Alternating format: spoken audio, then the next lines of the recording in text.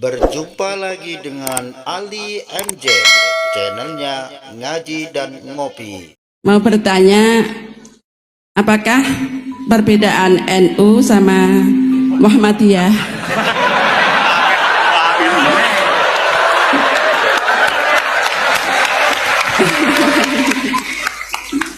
Tadi kan dijabarkan. Terus dalam sholat subuh itu kan ada yang pakai doa kunut, ada yang enggak. Tolong jabarkan. Wassalamualaikum warahmatullahi wabarakatuh. Waalaikumsalam. Satu itu beda seragamnya dan logonya.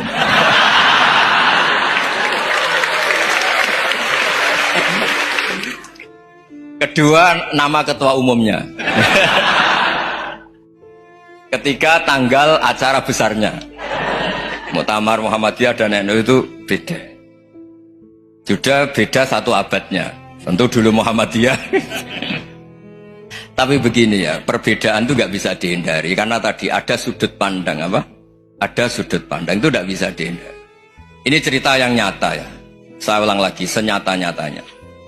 Andaikan betul Rasulullah itu hanya kunut 1-2 kali, maka kalau menurut mazhab Syafi'i, apa salahnya melakukan sunnah terus-menerus meskipun Nabi itu melakukan hanya beberapa kali?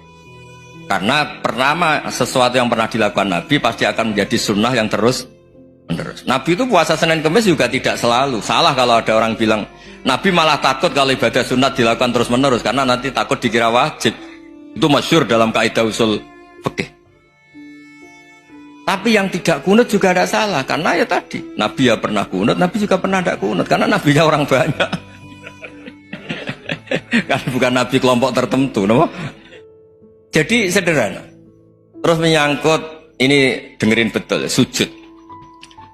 Sujud itu banyak ulama yang mengatakan untuk sah itu harus melibatkan 7 anggota.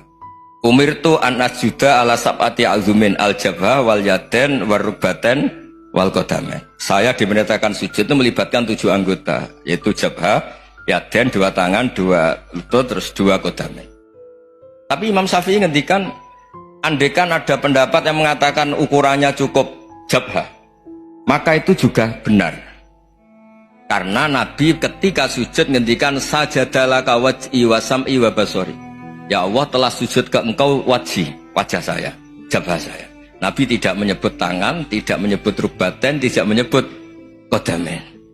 Ini wajah dua wajah, ukurannya itu hanya jabha. Itu kayak iya, kayak enggak. Nah, hal-hal seperti itu yang menjadikan ada ijtihad. Ijtihad itu satu pemikiran yang cara sudut pandang itu kayak iya, kayak enggak. Nah, itu terus ada Al-Madhaibul Arba'ah. Terus ketika implementasi di Indonesia, dulu Mbah Ahmad Dahlan juga ngaji Mbah Soleh Darat, Mbah Hasyim Asy'ari juga ngaji Mbah Soleh Darat. Ketika di Mekah sama-sama ngaji Syekh Khotib Minangkabau, sama-sama ngaji Syekh Mahfud Termas. Jadi ya kalau di keluarga kita itu ya biasa aja, perbedaan-perbedaan itu selama masih ilmiah dianggap biasa. Karena memang ngelola sudut pandang itu nggak bisa ditertibkan. Nabi Yahya itu suka berkawan orang soleh, karena berkawan orang soleh itu enak. Tapi kalau Nabi Isa suka dadani desa-desa tertinggal yang masih macem-macem. Ketika ditanya, kenapa engkau suka berkawan orang-orang gitu? Ana tabibun udawil mardo. Di mana-mana kiai itu ya nyembuhkan yang sakit.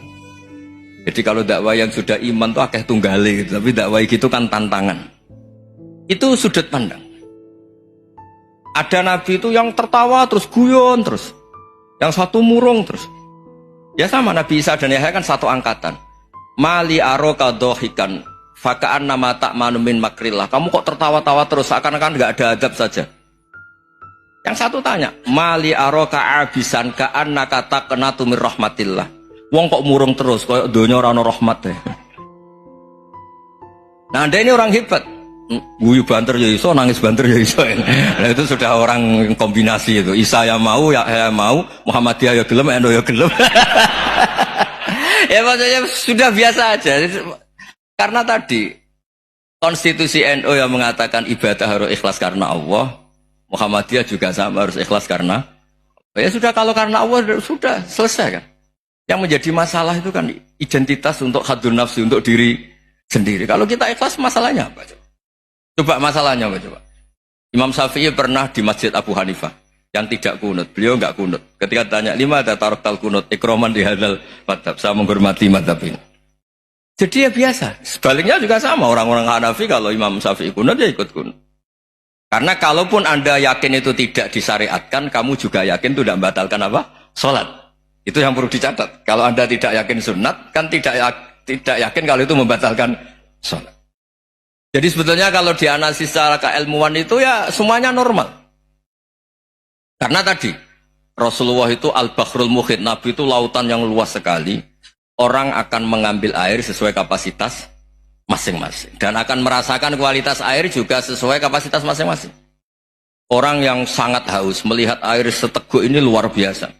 Tapi yang tidak haus mungkin melihat itu biasa-biasa saja.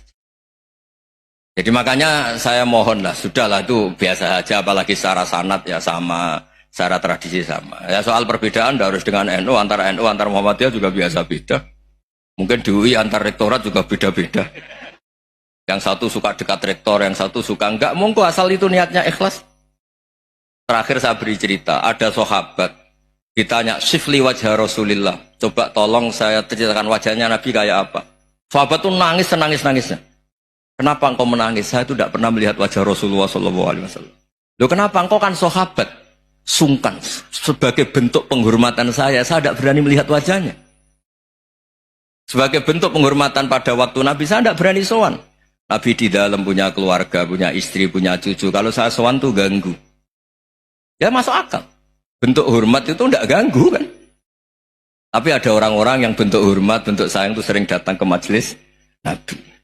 Sama-sama masuk akal, bisa didebat gimana? Sama-sama masuk akal. Ya sudah itu ijtihad, maksudnya itu ijtihad, itu sudah sama-sama masuk akal. Abul Hasan Asyadili itu kalau kemana-mana pakai mobil mewah, pakai baju mewah. Ketika ditanya, Anda ini ulama kok pakaiannya mewah, mobilnya mewah? Ben wong ra kepikiran nyangoni. Nah, tapi nak kowe tawaduk melas.